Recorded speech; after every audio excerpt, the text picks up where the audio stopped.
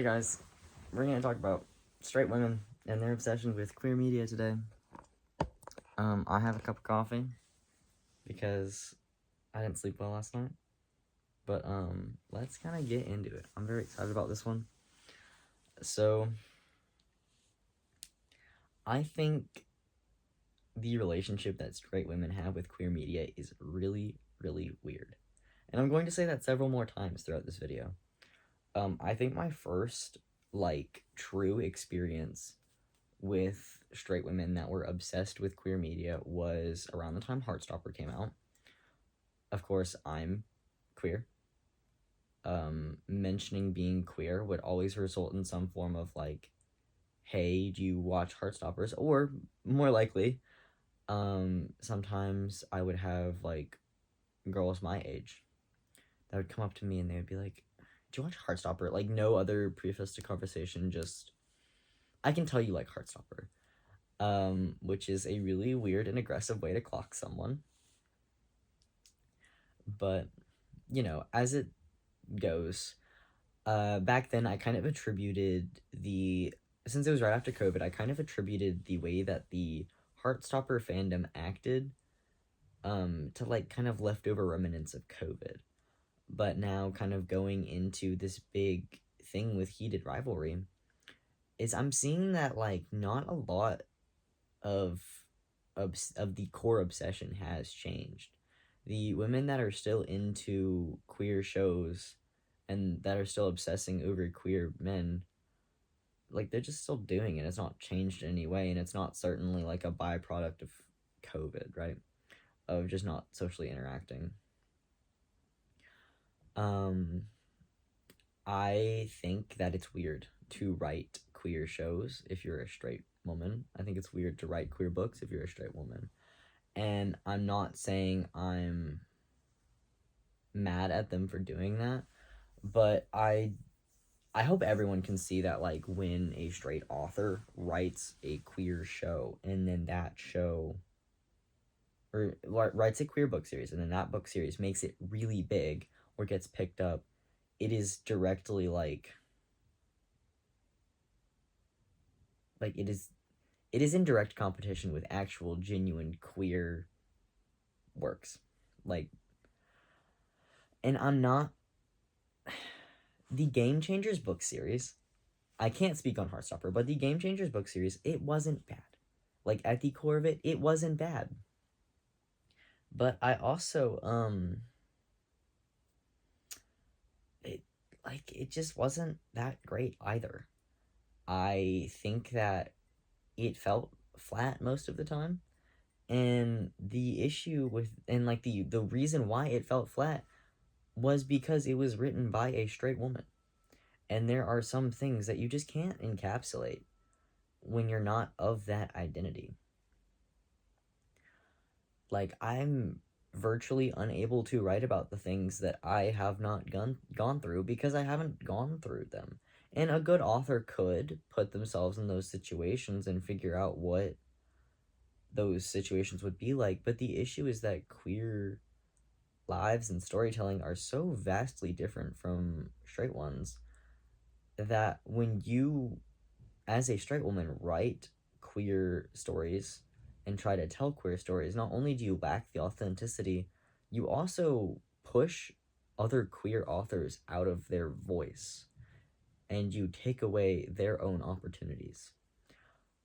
So Heated Rivalry really is a mixed bag for me because Rachel Reed, she's not a bad author in my opinion. That's my solid opinion.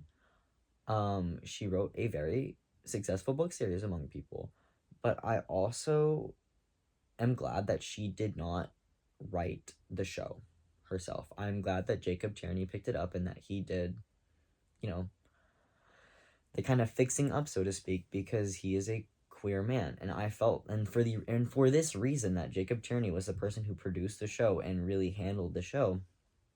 That is why I like the show so much better than the books, is because they encapsulate my queer experience so much better than Rachel Reed's books did. And that's at the end of the day, it's personal preference. But it is still very, very weird to have throngs of straight women obsessing over queer media and queer people. To the point where sometimes I feel more like a zoo animal than an actual, like, queer person. I feel like my identity only exists sometimes so that it can be sexualized by straight women. Or that it's like, this is very much along the same vein of like when men consume lots of yaoi or are obsessed with lesbians. And you can, I think if you were to not compare these two, it would be another double standard thing. Like when I say that straight men and their obsession with lesbians, and that straight women and their obsession with gay men are very similar, I mean that they are very similar, and I'm not going to mince those words. If I do not compare those two, it is just going to be another double standard. So I genuinely do think that the people who fetishize, you know, opposite same-sex relationships are weird. I think that they are weird. I think you shouldn't do that. I think that's unhealthy. And I hope you realize that that is weird. I also think that there are positive ways to engage with queer media, but I don't really like the fact that all of the popular queer shows started out with a straight woman writing them. I'm glad you wrote it, but I want to support queer shows. I want to support queer authors, and I want to see my own experience reflected well. I don't feel like that comes across in these shows very well at all. Like having an authentic life and seeing that represented on screen is something that I really want to see. I can't be reading AO3 all the time because it seems like most of the time that's the closest I can get to authenticity and consuming media that works for me, that I like reading. As it stands, I kind of reread the same 2 or 3 book series each time I want to read a love story because I can't find authentic queer media. Like, not being able to have that authenticity in the media I consume is like, I'm at a disadvantage. I'm not going to find as much media because I am queer. And even then, that media that I find, there's a very big chance that it's not going to be authentic. And I think everyone deserves to have authentic media. So obviously, we've established this, like, I don't really like it when straight women are the sole proprietors of queer media.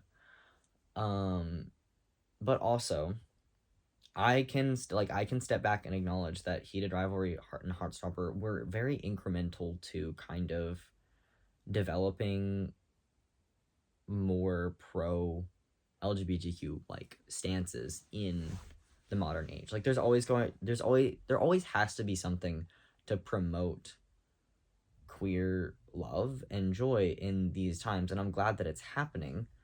I just wish that there was more opportunities for people to be better about this kind of stuff. And so at the end of the day, I'm not really unhappy with the fact that straight women watch so much yaoi.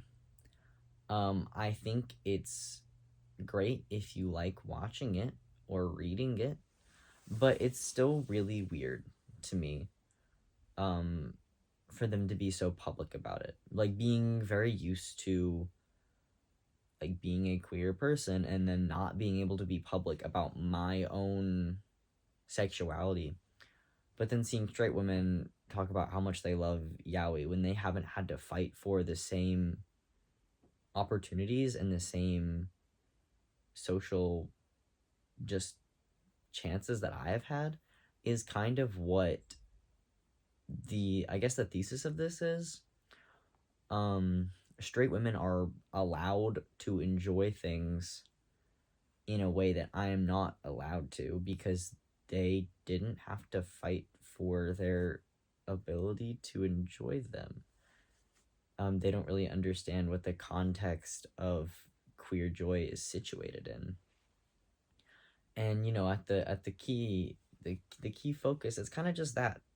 There's always going to be this fundamental distance between, or separation between, how I see queer media and how other queer people see queer media, and how straight women see it, because straight women don't see the strings, and they don't understand when writing it. They don't see the strings when writing it, and they don't understand the strings when watching it. And kind of to sum this all up, I liked Heated Rivalry. I liked it a lot. It's one of my favorite shows. I liked the books less so because they didn't handle it authentically. And I really hope that it comes to a point where the popular queer shows in mainstream media are written by queer people. I think that is my desire. And then I also hope that straight people get a little bit less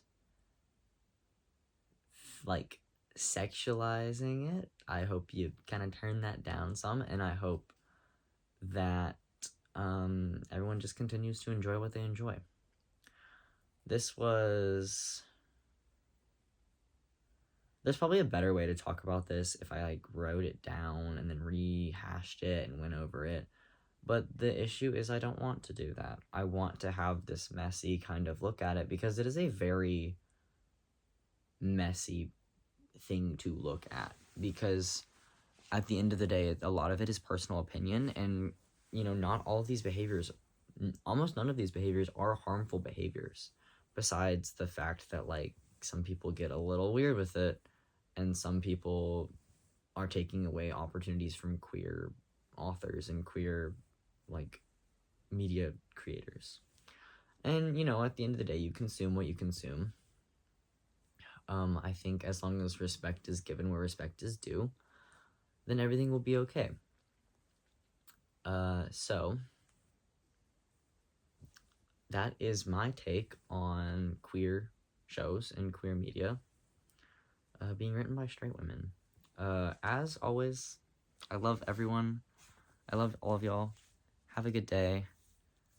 I might redo this video, so keep an eye out for that if you'd be interested into something more coherent. So, good afternoon, and have an amazing day.